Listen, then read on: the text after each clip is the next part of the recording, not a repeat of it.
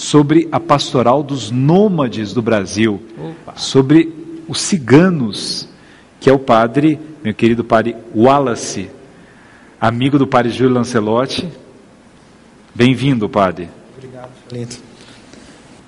Então, é uma alegria para nós participarmos desse programa, de bastante audiência, um programa que chega mesmo no coração das pessoas e que leva as pessoas a ter essa experiência da convivência, como você falava, de aceitar o diferente, aceitar a outra pessoa, como a própria irmã Dulce falava, de modo especial os mais pobres, Quem mais precisa, aquele que é o próprio Jesus que chega ao nosso encontro. E o padre Rocha também, seja bem-vindo, padre. Muito obrigado. Na verdade, a segunda vez que eu venho, só que era Quarta Viva o seu programa, eu fui uma vez, num outro ambiente, bem barulhento, aliás, com muitos jovens, com muita disputa sadia. Game, isso, eu fui aquela vez. Braz quis acabar com o game do programa. Oh, meu Deus. Eu sou o próximo beato, viu, padre? Vivo. Ô padre, mas eu fiquei muito interessado da gente falar sobre a pastoral dos ciganos, Primeiro assim, vamos explicar para as pessoas como é que se identifica um cigano, o que é um cigano?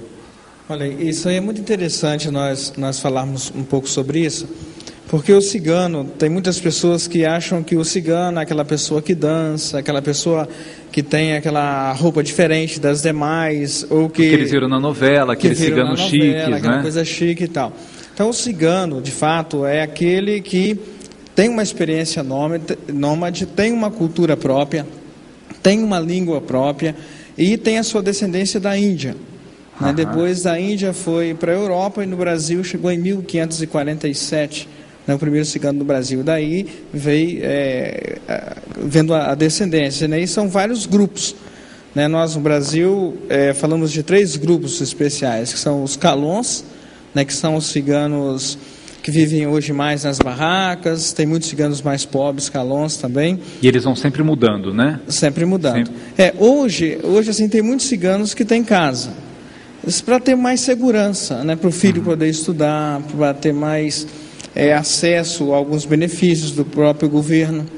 Então eles estão um pouco sedentários. Por exemplo, os ciganos do Goiás, eles ficam mais sedentários, têm as suas casas, mas em dezembro vão todos para o sul do país, do litoral, ficam até todo o verão lá para vender roupa, vender toalha, canga, essas coisas desse tipo. Tem uma estatística do número de ciganos no Brasil? Se fala de 800 mil ciganos no Brasil.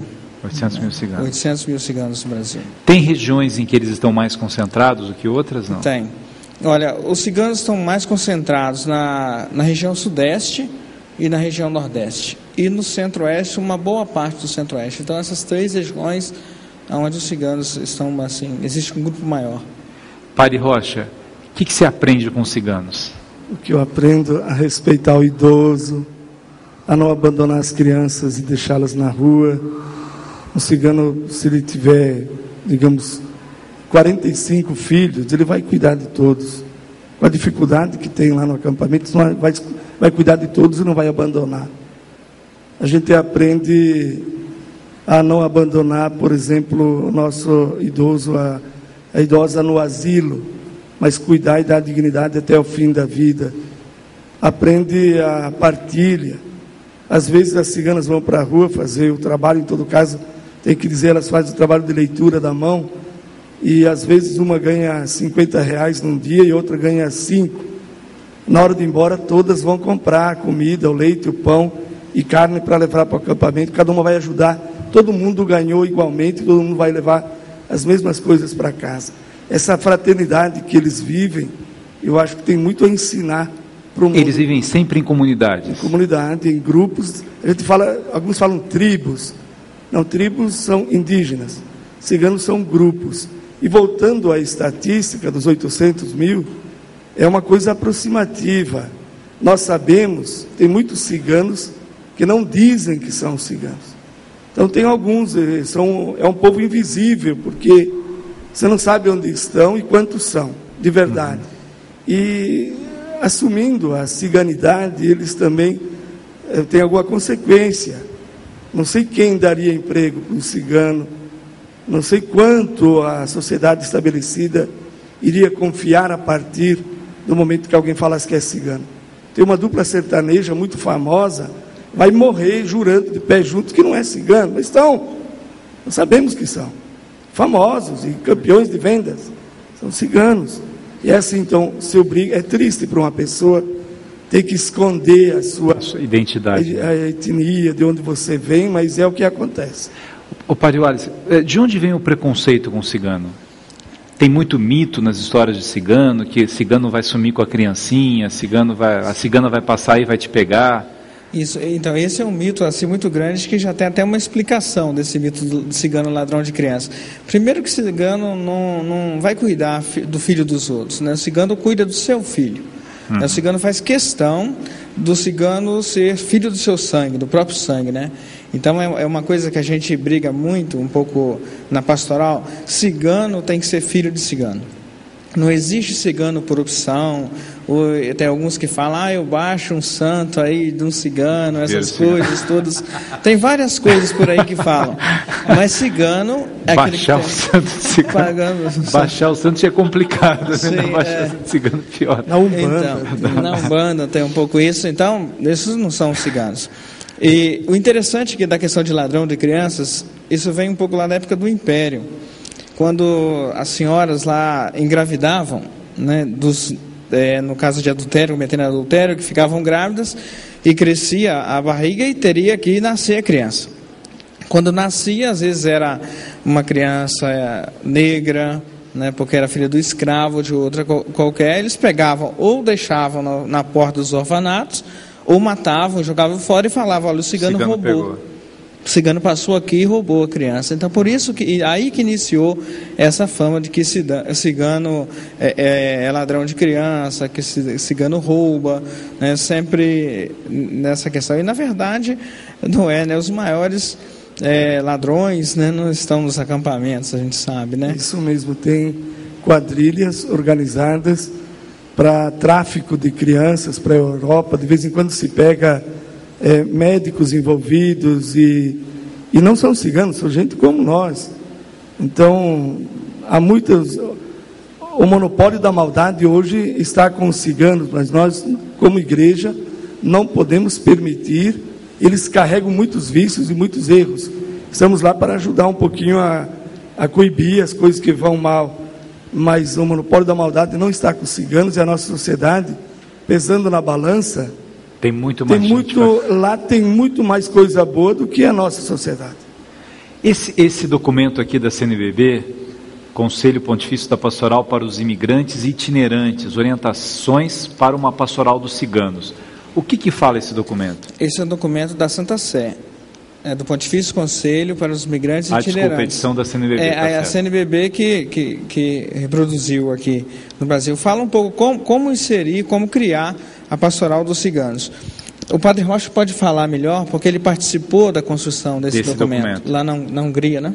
O resumo é como se aproximar de uma cultura tão diferente da nossa e não destruir o que de bom ali existe.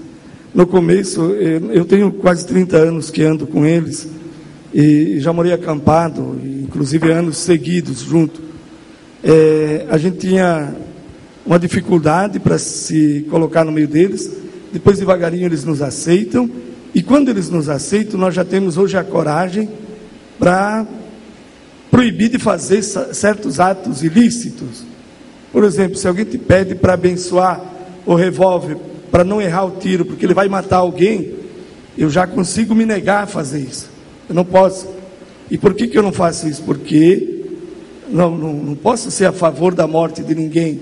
Não, mas ele não presta. Não, peraí. Naquela circunstância, ele fez alguma coisa errada com você, e por isso não presta para você. Mas é um ser humano, e eu como padre. Então tem coisas assim que no começo a gente tremia de medo, como agir no meio deles. E hoje já se consegue. Estou dizendo um caso extremo. Tem outras coisas, por exemplo, alguém pode dizer que a dança dos ciganos é coisa, não sei de quem, lá tem gente de outras denominações religiosas que proíbem de dançar e usar as joias. Está descaracterizando uma cultura milenar. Então isso a igreja apoia que a cultura permaneça, mas que aquilo que a cultura tem de errado cesse de uma vez por todas. Como em qualquer cultura, não é só dos ciganos, vale para todas as culturas, né? É isso mesmo. Eu acho que é importante do documento também que mostra a questão dos sacramentos, né? Uma orientação geral falando o que é o sacramento para o povo cigano.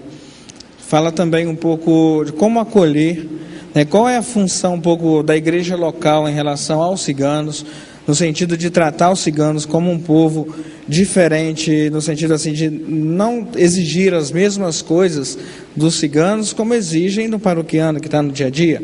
Querer que um cigano faça, por exemplo, para batizar, uma preparação de 5 dias sentado numa sala escutando uma pessoa falar, ou participar de um mês de missa, sendo que o cigano fica uma semana e meia ali e vai embora.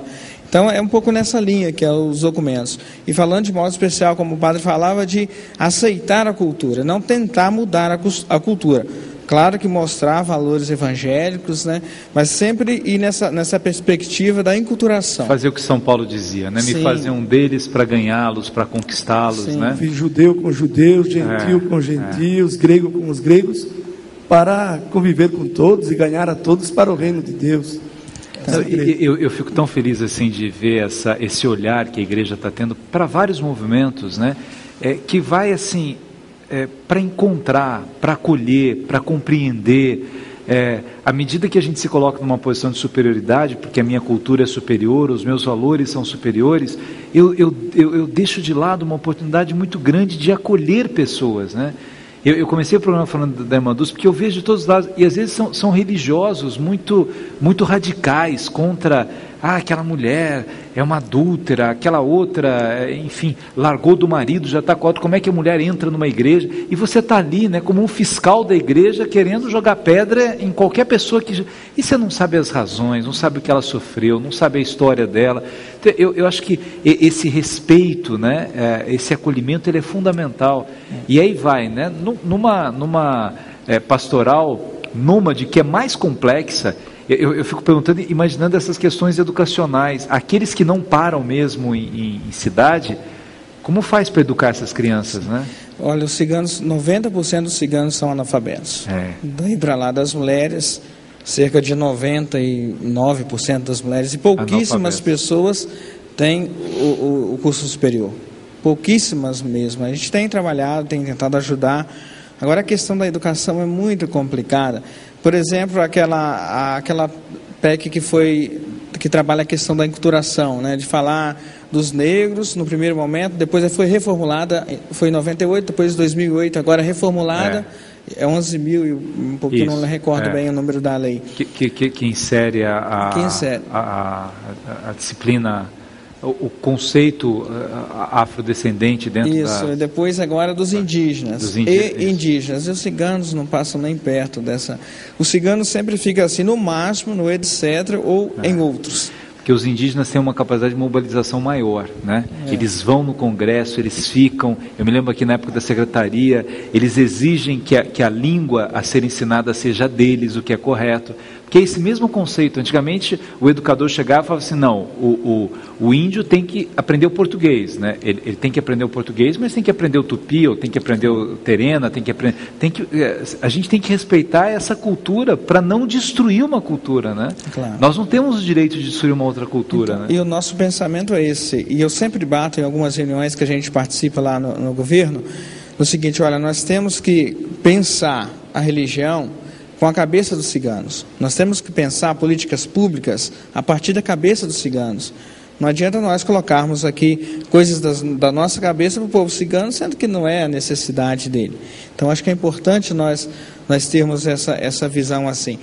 Pensar a religião do tipo deles. Acho que eu, Padre Rocha e vários agentes da pastoral, nós tivemos a oportunidade de morar junto com os ciganos. Nós temos a oportunidade de falar a língua dos ciganos.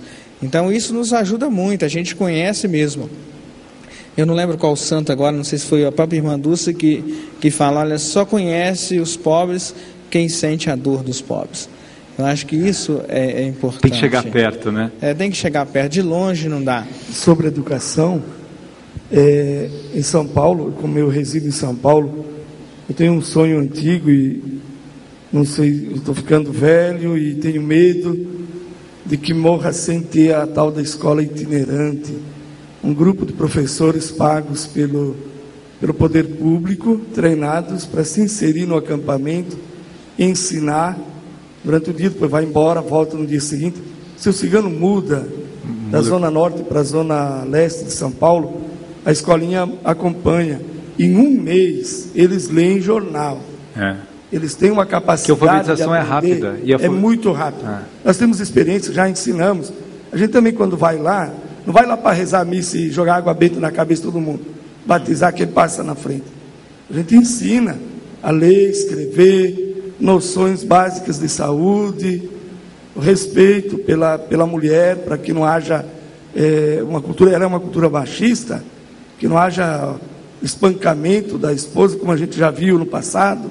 Então essas coisas nós ensinamos. Agora a gente vê espancamento com as mulheres nos ciganos e nos não ciganos, né? Muito nos não ciganos. Isso que é importante colocar, porque senão você olha e fala, isso é uma coisa do cigano, que é a história de espancar a mulher, né? Olha aqui, muita gente cumprimentando vocês. O Caio Martins diz, parabéns pelo trabalho. Ciganos, circenses, trabalhadores de parque de diversão, todos nós precisamos de Deus. Lilian Freitas, que bom receber o Padre Wallace da Pastoral dos Nômades aqui no programa. Tem muita gente perguntando dos sacramentos. Como é que faz a preparação de um cigano para os sacramentos? O Eduardo, minha avó judia, sempre recebeu os ciganos em nossa casa. Existe alguma correlação entre judeus e ciganos? Eu acho que o que une os dois é Moisés. A situação de morte na Alemanha. Holocausto. Exatamente. O Hitler queria... Mas eles são mais de 250 mil ciganos morreram no Holocausto. 250 mil ciganos. Um povo bíblico que Por que veste a roupa do tempo de Moisés, de Abraão. Então eles têm alguns costumes. Que de certa forma o povo de Moisés é um povo nômade. Mas não é cigano porque não veio da Índia. Sim. Mas é um povo nômade. Teorias ainda sobre a mais aceita que vieram da Índia há 1000 anos atrás. Os ciganos. Um grupo que se rebelou contra um rei local, porque tem muitos nômades hoje na Índia que não são ciganos. Mas um grupo começou a andar e o rei pressionou por uma coisa, andou mais um pouco, pressionou, saiu da Índia e viu que andar é bom. E é bom. Vocês sabem que é bom. Água parada cria mofo, apodrece. E os ciganos da Bíblia de Abraão, então voltando a eles, se é que a gente pode teorizar que eles são ciganos, quando paravam, brigavam entre si, adoravam falsos deuses e se enfraqueciam na estrada, se fortaleciam, se ajudavam, adoravam o Deus verdadeiro e eram unidos e seguiam, eram fortalecidos pelo caminho. A minha síntese teológica, eu tentei provar um pouco isso, né? Eu trabalhei a questão da experiência de Abraão com a experiência dos ciganos. E quando eu pesquisei um pouco do deserto de Cádiz e a população nômade daquela região, tem muito a ver com a realidade dos ciganos. Então eu tentei mostrar no final que, no primeiro momento, os ciganos têm que ser aceitos porque é um povo de fé. A pessoa, para morar numa barraca, né, enfrentando todo tipo de tempestade, fazer a experiência de viver da providência, tem que ser aceita como uma pessoa de fé. E depois a maioria dos ciganos são batizados. Então, a partir da experiência de que São Paulo fala através da fé e de aceitar Jesus como Salvador, também tem que ser aceito como nossos irmãos. E é engraçado, quando eu falava dos sacramentos, é mais fácil você encontrar um cigano sem registro do que sem o batistério. Por que o senhor quis trabalhar com cigano? Olha, começou tudo lá na minha região, lá no Espírito Santo, em Bom Jesus do Norte. Eu comecei a... Braisóis é o Espírito Santo também. Meu pai sempre foi uma pessoa que trabalhou com movimentos sociais, ajudava os pobres, né? Uma pessoa assim muito santa. Ele e minha mãe sempre me ensinaram muito a estar em contato e amar essas pessoas mais pobres. E como o meu pai fornecia água para os ciganos naquele momento, eu comecei ali a conhecer um pouquinho. E depois, lá em Boa Estapuana, né, que é a cidade vizinha lá, Monsenhor Paulo Pedro, também um santo homem, uma pessoa muito boa, né, junto com outros membros lá, o Luciano, o Padre Rocha, e eu comecei a conhecer essas pessoas, né, através da convivência com o Padre Paulo, e fui visitar uma vez o acampamento, aí depois nunca mais parei. Tem 17 anos que a gente está trabalhando aí com os ciganos, também morei junto com eles, mas foi uma vez que o que me chamou mais atenção foi uma experiência que a gente vive até hoje dentro da igreja. Muitas pessoas acham que nós somos padres perdidos, entre aspas, assim, né? Que poderia estar numa paróquia, né? Eu sou o único padre liberado para a pastoral dos nômades que trabalha com ciganos. O Padre Rocha ainda tem a paróquia, mas eu não tenho. Acho que eu poderia estar numa paróquia, naquela questão toda formal, e para que trabalhar com ciganos, esse povo perdido aí e tal. E uma vez, nós acampamos 3 vezes. No primeiro lugar, acampamos, a polícia foi e tirou. Depois, no segundo lugar, acampamos, a polícia foi e tirou. E eu junto com eles. E na terceira vez, falaram, vamos acampar aqui no terreno da igreja. Aí o padre ligou para a polícia também e nós tiramos. Aí eu falei, não, aí eu acho que a gente tem. Aí eu comecei a pensar a minha vocação um pouco a partir dali, para mostrar um pouco que a igreja tem que ser diferente. A igreja não pode ter o mesmo pensamento do mundo e das pessoas, tem que acolher essas pessoas que precisam da nossa acolhida. Então acho que é aí que surgiu mais a minha vocação. Depois acampei, morei um tempo com os ciganos também, né, aprendi a língua deles lá, então isso me ajuda muito. E o senhor, Padre Rocha? Como me interessei, eu um dia fugi com o circo e fui embora. Isso antes de ser padre? Antes de ser padre. E aí, no circo, eu tenho uma formação católica muito forte, a minha região italiana, no Rio Grande do Sul. Eu penso que na minha cidadezinha 100% são católicos. E fui embora e percebi que lá dentro do circo não havia nada, ninguém que falasse de Deus, e eles não tinham a possibilidade de ir para uma missa na cidade onde a gente passava. E eu sentia falta. E sábado à tarde tocava o sino da igreja, do lugar onde estava com o circo, e eu pensei, eu acho que hoje eu vou dar um perdido aqui, vou para a missa lá. Só que tinha ensaio para o espetáculo da noite, que quando acaba a missa, todo mundo baixa para o circo, tem que estar tudo preparado, então eu não podia ir. E eu pensei, claro que foi um longo, um tempo assim de introspecção para pensar a ideia de sair do circo para me tornar padre, para voltar para rezar no circo. E a gente faz isso. Agora, quando a gente vinha para cá, ele deve rezar lá em Brasília, em Taguatinga, na semana que vem, a missa no circo. Aqui em São Paulo, os circos que chegam eu visito. Fiz batizados aqui na Marginal Tietê, tem uns 2 meses. O mesmo circo que agora está em Brasília. Então eu voltei para o circo. E por que os ciganos? Porque essa pastoral cuida de circos, ciganos e parques de diversões dos parquistas, como alguém falou aqui. Olha, o Cristiano lá de Campinas diz que um dia fui na casa de uma família cigana com o Padre Wallace, e lá comi os melhores quitutes da minha vida. Aí eu fui fazer um trabalho com os ciganos lá de Campinas, aí o Cristiano estava me acompanhando lá. Aí eles vamos rezar missa amanhã lá, hein? Isso, amanhã lá em Campinas? 19h30 na paróquia Santa Margarida Maria Alacoque. Ô Gabriel, fala, Brazóis. Eu sou filho de tropeiro. Eu queria fazer a pergunta para os padres, se o tropeiro, meu pai, por exemplo, ele fazia transporte com mulas, né? E a gente até conversava antes dos bastidores do programa. Eu queria saber se tem alguma ligação, porque alguns da minha família falam que a gente vem descendência de cigano. Tem alguma coisa a ver? Como daquela pessoa falou de não assumir a identidade. Eu lembro que meu pai não tocava no assunto, mas alguns da minha família falavam alguma coisa disso. Ali no Nordeste ainda hoje tem ciganos tropeiros, poucos, mas ainda tem. A questão é assim, nem todo nômade é cigano. Isso. E nem todo cigano é nômade. Aqui em São Paulo tem ciganos que residem nas casas, tem belas casas até, mas a maioria deles são pobres.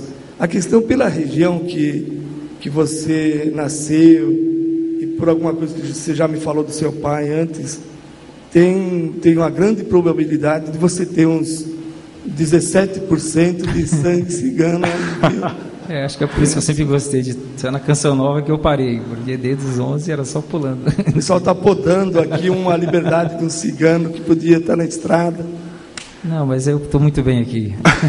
Olha aqui, a Sheila pergunta o seguinte: é verdade que ciganos têm que ter filhos homens como sendo primogênitos? Se nascer uma mulher, eles dão? Não tem mais isso hoje. É mais uma lenda. Pode ser que existiu porque realmente se percebia uma na antiguidade, isso não é uma dos ciganos, né? Mas também é porque... Os chineses, os árabes, todo mundo queria o filho mais velho, o homem, né? Olha uma lenda que surgiu. Quando fala cigano rouba criança, falavam assim: nascia uma filha, mulher, abandonavam ciganos e aí iam embora. Quando ela estava criada, já 14, 15 anos, voltavam e roubavam e levavam para ela. Estava na época de casar já, então vinham buscar, já estava criada. Eles não queriam criar, abandonavam, depois buscavam. É uma lenda também que surgiu. E também é porque os ciganos têm a questão do dote, né? Então o pai da noiva é que paga o dote. O dote não é no sentido de comprar a noiva ou vender a noiva. É no seguinte: o pai da noiva é responsável, por exemplo, por montar a barraca, por dar um dinheiro para o cigano iniciar a vida, começar a comercializar. Então, um pouco isso, as pessoas falam um pouco, mas não é no sentido de comprar. Então, pesava muito para os ciganos, mas não no sentido que davam as pessoas, preferiam que fosse homem, mas toda criança no acampamento é considerada como bênção de Deus. Então, não existe essa questão de dar os seus filhos para os outros. Como é que as pessoas se informam mais sobre a pastoral do cigano? Tem site? Tem o site www.pastoraldosnomades.org.br www.pastoraldosnomades.org.br. O padre Wallace tem Twitter, eu te sigo no Twitter, que é... PE Wallace, @PE Wallace, Wallace com W e 2 L's, Wallace Zanon. Wallace Zanon. Vê se consegue colocar no Twitter. Tem Twitter também, padre? Eu sou um cigano acampado onde a tecnologia não chegou. E-mail. E a paróquia do Trabalho Sagrado Coração de Jesus, Parque Continental, em São Paulo. Eu sou pároco e nos meus momentos de folga eu vou para o acampamento e atendo batizados e casamentos quando eles me chamam. Vamos um dia lá na sua paróquia, né? Vamos lá. Vou ser um apoiador de alguma ideia nova que vai surgir aqui do Gabriel Chalita. Eu pretendo estar junto. Obrigado. De verdade, de verdade. Agora, é importante também, Gabriel, o interesse que a CNBB tem tido pela população cigana. Tem se empenhado muito. Tanto que a CNBB fez uma parceria com a Secretaria de Direitos Humanos, criando o Centro de Referência de Direito do Povo Cigano. Nós vamos visitar aí muitos acampamentos. Esses dias nós estamos criando, está a ser aprovada na Secretaria, uma cartilha orientando quando o cigano sofre preconceito, aonde ele deve recorrer. Também nós temos lá uma pessoa bem preparada que também, quando o cigano sofre, liga para lá, essa pessoa também vai atender. Até eu queria passar o telefone do Centro de Referência, 61, o DDD 3321 0968. Vamos falar devagar para colocarem lá no GC em Cachoeira. 61 3321 0968. Então esse é o telefone lá do Centro de Referência. Então, se a gente vê algumas barbaridades, igual aconteceu esses dias lá na Terra do Brás, na minha também, no Espírito Santo, onde a polícia invadiu o acampamento sem ter mandado, sem nada, e fez muitas arbitrariedades lá, e as pessoas ligaram, mandaram e-mail também para nós. Então, sabendo disso, pode ligar. Padres queridos, obrigado pela presença de vocês. Essa ideia muito boa da educação de ir atrás, porque assim, em pouco tempo se consegue alfabetizar, tem razão. Que o cigano não vai para a escola, se sente muito discriminado. Cada caneta que some na sala de aula, todo mundo aponta. O ciganinho ele não vai mais, então precisa a escola ir até eles. Que Deus abençoe muito o trabalho de vocês. Estamos à disposição para divulgar eventos, quando surgir cartilha, o que for necessário. Eu estou à disposição lá em Brasília de vocês também. Obrigado, Deus abençoe a todos os telespectadores desse programa querido e bonito e que forma opinião. E eu vou querer um chapéu igual o seu, pai. Igual esse não tem que velho, tem um mais novo. A gente volta daqui a pouco. Vamos lá, Braizói? Vamos lá. Em julho tem PHN, tem um circo na Canção Nova. Talvez podemos levar o padre também, né, Dunga? Vamos lá. Valeu, Belém do Pará, ligado no Papo Aberto pelo Twitter. Jesus vive, é o Senhor das nossas vidas. Porque Ele